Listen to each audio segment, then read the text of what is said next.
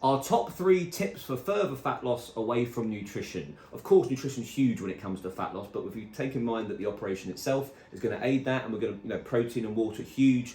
But these are 3 things that I think away from nutrition we all have in our control, or we can certainly start to make better over time through certain hints and tips. So the first one is sleep.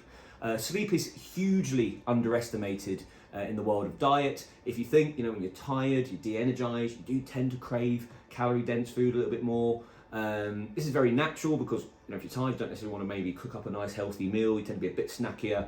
There's many studies to show that sleep corresponds to ghrelin and leptin, our hunger and satiety hormone, and they mix it up a little bit. It makes it a bit more difficult, I should say, to be able to adhere to a diet while we are tired.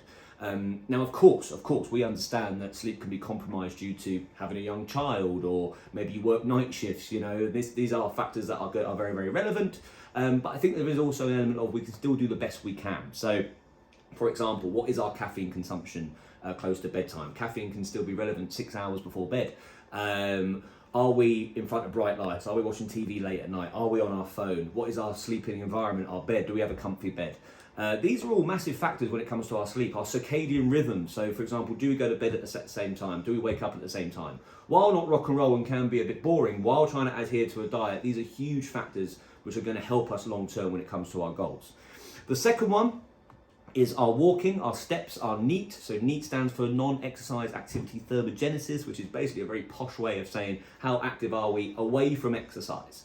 So, how many steps are we getting in per day? If you have an active job, that's very, very handy. But if you have a sedentary job, we really need to think about getting on the move a bit more. It is something that not only is a massive problem for mobility, but for our fat loss as well. If someone is doing 2,000 steps a day and they suddenly start doing 8,000 steps a day, we understand, again, capability-wise, you get knee pain, but we can all manage that, we can all measure that and hopefully progress over time further.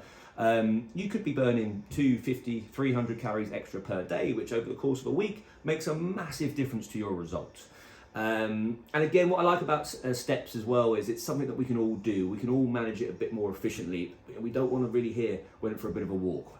How much are we progressing with this? And of course, as weight loss is occurring and you do lose a particularly good amount of weight in the early stages, we want to use that to our advantage to push further, to create extra stimulus for further fat loss over time. And the last one is strength training. Now, of course, that does not make cardio wrong. Cardio is a very, very efficient tool for further fat loss. You burn calories efficiently, but bear in mind the low calorie nature of the diet. Consistent cardio over time may start to de-energize you a little bit. So I think cardio should complement the program. Julie and I will be providing an element of strength training, either through the resistance band that you get in your tonic toolkit, the home workouts in the guide section, or indeed a gym program through PT Hub, which is a bit of a software we use to get video workouts across to you guys.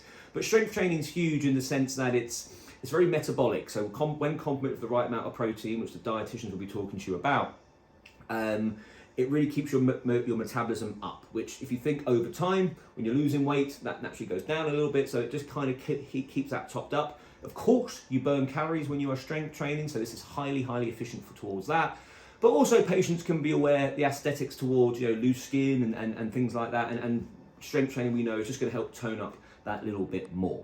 So yeah, these are the 3 tips that I think will be very, very complementary towards your journey. I do believe if it's not complete control, babies and late nights and things like that, we can probably all make it a bit better. And the big factor about those 3 things as well, they're very energizing. And when we are energized, when we're feeling good about ourselves, this is far more likely to lead to a compliant diet over time, rather than this sort of up and down, all or nothing nature you sometimes see with this process. So I hope that has helped. And of course, if you need any more support, reach out to your aftercare team anytime.